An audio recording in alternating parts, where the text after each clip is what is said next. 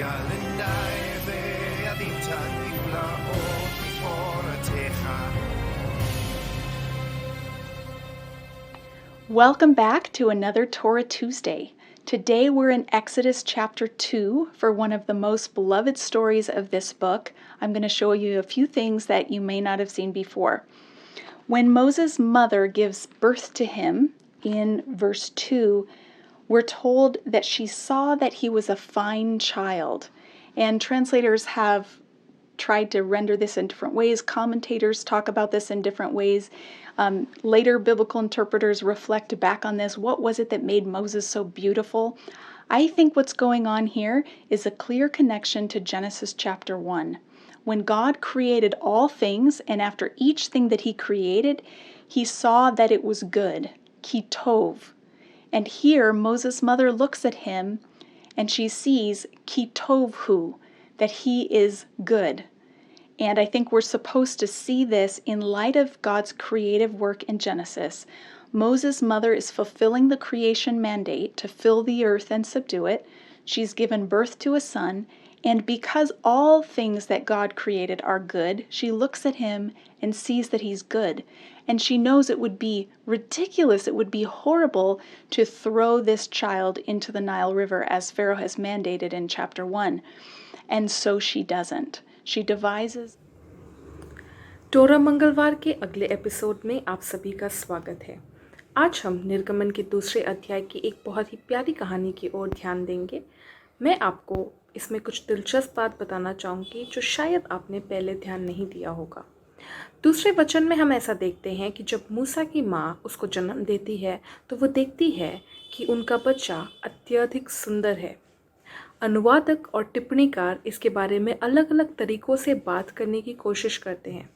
बाद में बाइबल के व्याख्याकार इस पर वापस प्रतिबिंबित करते हैं कि वो क्या था जिसने मूसा को इतना सुंदर बना दिया।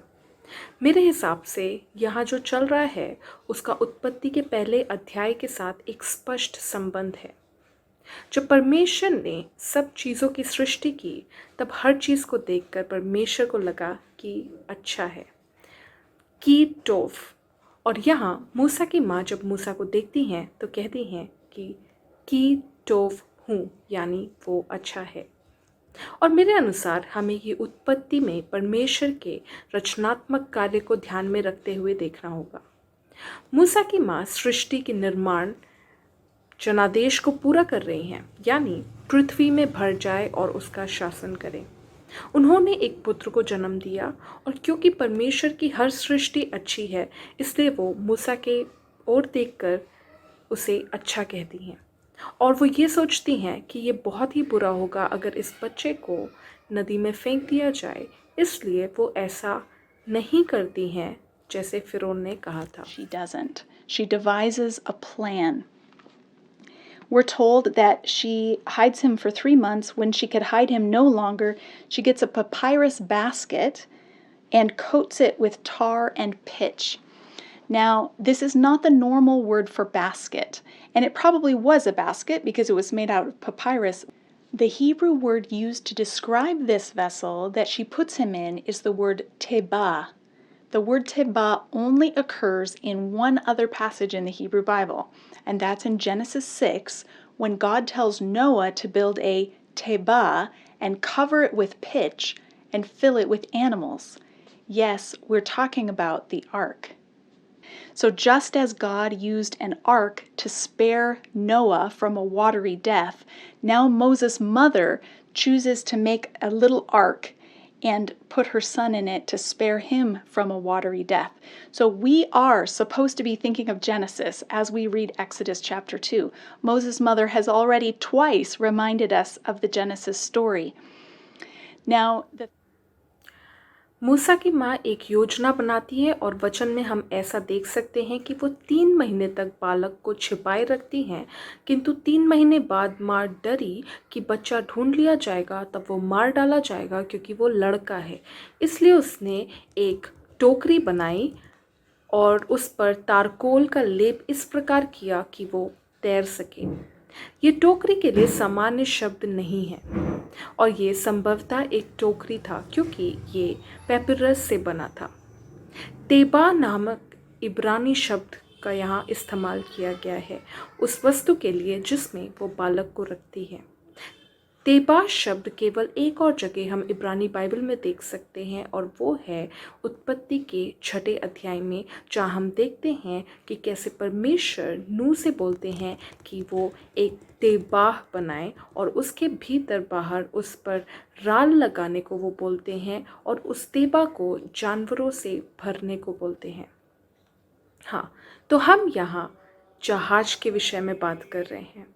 जिस प्रकार परमेश्वर ने जहाज बनवाया नूह को जल प्रलय से बचाने के लिए, उसी प्रकार मूसा की माँ ने एक छोटा सा जहाज बनाया अपने बेटे को जल में की मृत्यु से बचाने के लिए।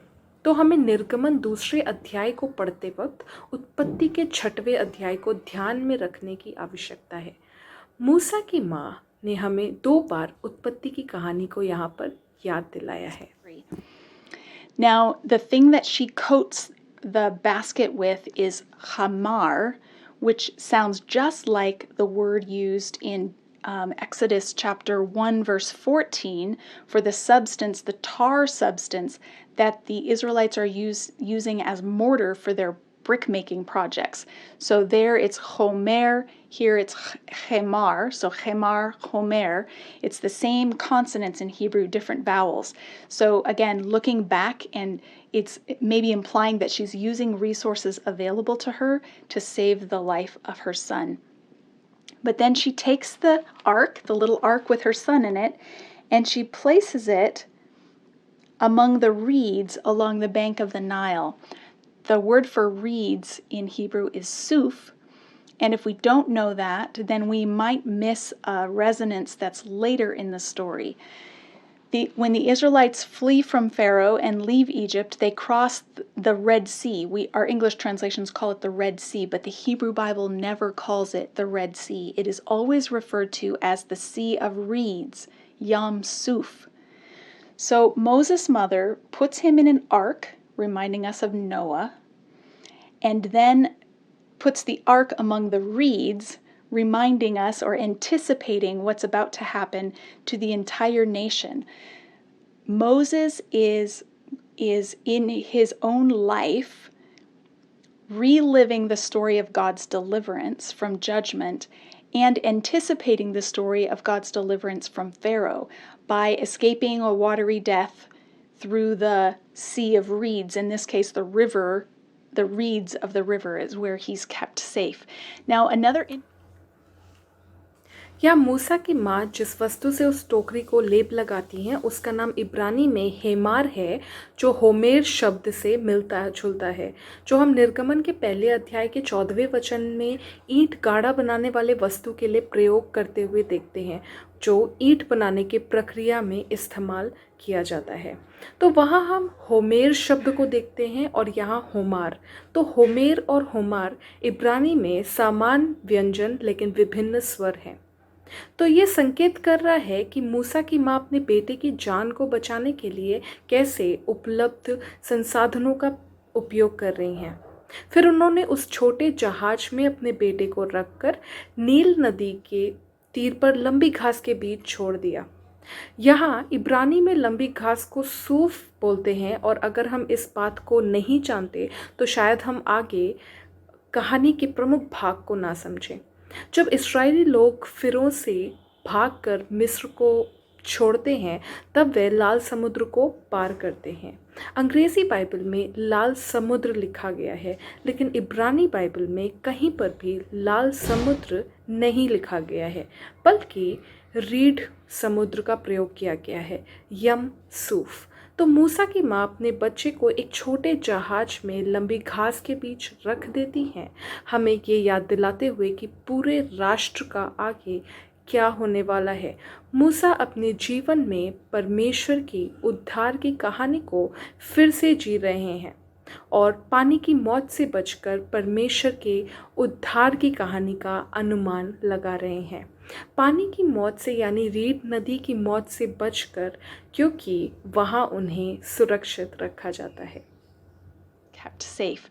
Now, another interesting thing about Exodus chapter 2, at this point in the story, Moses' mother is not named and Moses is not named. It's just a mother and her boy son that we're told about. Now, the anonymity of these two characters has a significance, I think, in two different ways. I think both of these things could be true at once. One, she's in a position where she's hiding from Pharaoh and she is disobeying the royal edict to kill her own son. And so there's almost like a tiptoeing effect, like the narrator doesn't want to reveal her name or the name of her son because their lives are hanging in the balance. If either of them are discovered, they could die. And so there's almost like a whispering. This is the narrator's way of whispering this story by not saying their names out loud to try to protect their identities. But I think also it's anonymous so that we can then begin to see it as the beginning story of the whole nation of Israel. दूसरी दिलचस्प बात निर्गमन के दूसरे अध्याय में ये है कि मूसा और उसकी माँ का नाम नहीं बताया गया है, बल्कि एक माँ और उसका बेटा ऐसा लिखा गया है। इन दोनों पात्रों का नाम गुप्त रखने के दो प्रमुख कारण हो सकते हैं, दोनों में के या दोनों शायद सही हों। पहली बात है कि उसकी माँ एक ऐसी अवस्था में है जहाँ वो फिरौन से बचने की कोशिश कर रही हैं, क्योंकि वो वहाँ के नियम को तोड़ रही हैं अपने बेटे की जान को बचाकर। तो इसलिए लेखक यहाँ मूसा या उसके माँ का नाम का खुलासा नहीं कर रहे हैं। तो ये लेखक का फुसफुसा के कहानी बोलने का तरीका है, पात्रों का नाम बताए बिना। ऐसा करके वो उनकी पहचान की रक्षा करने की कोशिश कर रहे हैं। मुझे लगता है ये भी गुमनाम है ताकि हम इसे इस्राएल के पूरे राष्ट्र की शुरुआती कहानी के रूप में देख सकें। Of Israel. Every mother who gives birth to a boy is looking at him and seeing that he's good and feeling that he should not be destroyed. And every mother is wrestling with how to respond. And so Moses' own mother acts in solidarity with all these women as she tries to save the life of her son. And as we'll see, God is going to save the life of the entire nation in similar ways in just a few chapters. So that's all I want to share with you today. We're out of time. If you're watching this because a friend shared it with you, thank your friend for being a rock star. And if you could take a moment and just below this video over here down on the bottom right, there's a little thumbs up. If you enjoyed this video, click the thumbs up.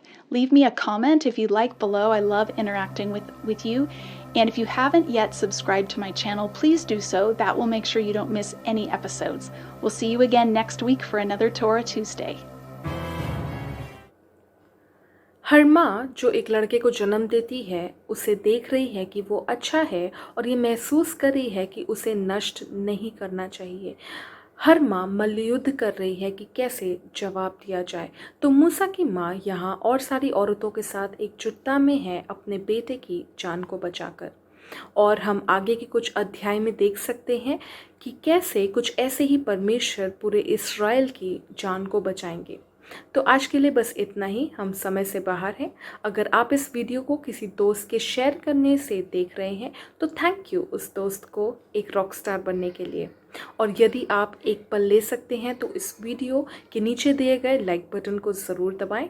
और अगर आपने इस video को पसंद किया तो भी इसे लाइक ज़रूर करें। आप कमेंट भी कर सकते हैं, हमें आपसे बात करने में बहुत अच्छा लगेगा। और अगर आप में से किसी ने इस चैनल को अभी तक सब्सक्राइब नहीं किया है तो कृपया सब्सक्राइब कर लें ताकि आप टोरा ट्यूसडे के किसी भी एपिसोड को मिस ना करें। तो हम आपसे मिलेंगे अगले टोरा ट्यूसडे के एपिसोड में।